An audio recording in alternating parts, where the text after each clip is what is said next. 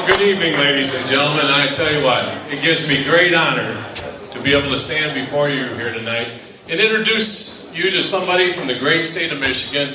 And oh, by the way, I just so happen to live in that state too, so I'm a little biased there, I guess. But Michigan, of all states, could really benefit from a climate and energy bill and jobs bill. But with all that, with all due respect, I'd like to introduce the great congressman from the state of Michigan, Sandy Levitt. My job, I have two jobs to say a few words.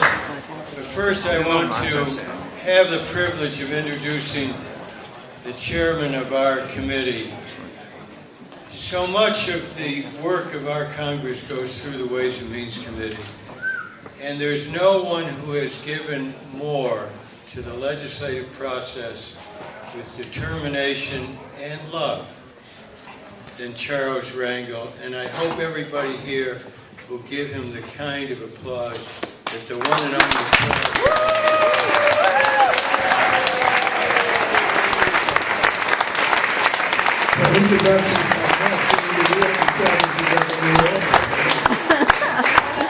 Thank you, Nancy, for making us so proud to be a part of the United States Congress, to be a part of history. Some time ago in the early 60s, I marched 54 miles from Selma to Montgomery, and I cursed every step of the way. I had no idea that that march would bring about the Voting Rights Act, the Civil Rights Acts, any more than you know that what you're doing today is going to turn history around. You're not only talking about creating jobs, which we know is a crisis as our nation faces, but you're talking about saving the globe. And that is moral. That is important. That is historic. Nancy had us out there. She brought us all together. All the committees worked together. And we've got to get that other body, you, labor, environmentalists, and the people of our great country are going to make certain that the Senate steps up to the plate. So Sandy, this is just the beginning. Thank you. God bless you, and keep up that fight. This is one we're going to win, but it's also one we have to win. All right. I wanted to say two words, and it's embodied in never give up and a note of optimism. Those two things. It was only last night that the jobs bill was up. It seems like ages ago. Memories are too short. I've had the privilege of serving now under a number of speakers, starting with beloved Tip. Some of you go back before that.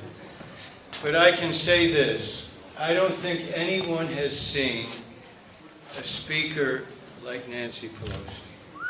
She was on the floor, and I want to talk about this for just a second. No one should take for granted how difficult these struggles were on the energy bill and the job. We weren't sure last night we were going to carry that bill. And some people voted, you were, but I wasn't. And there she was, Steny and others, working to get the votes, and the energy bill was so difficult. And so, never give up. That's Nancy Pelosi's middle name. Never give up.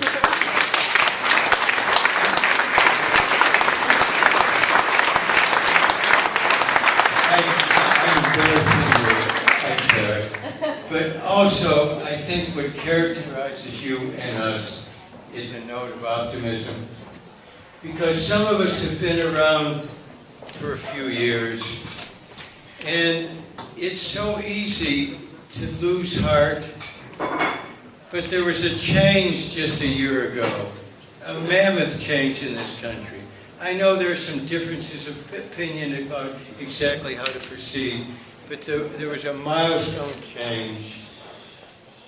Barack Obama and Nancy Pelosi and Harry Reid.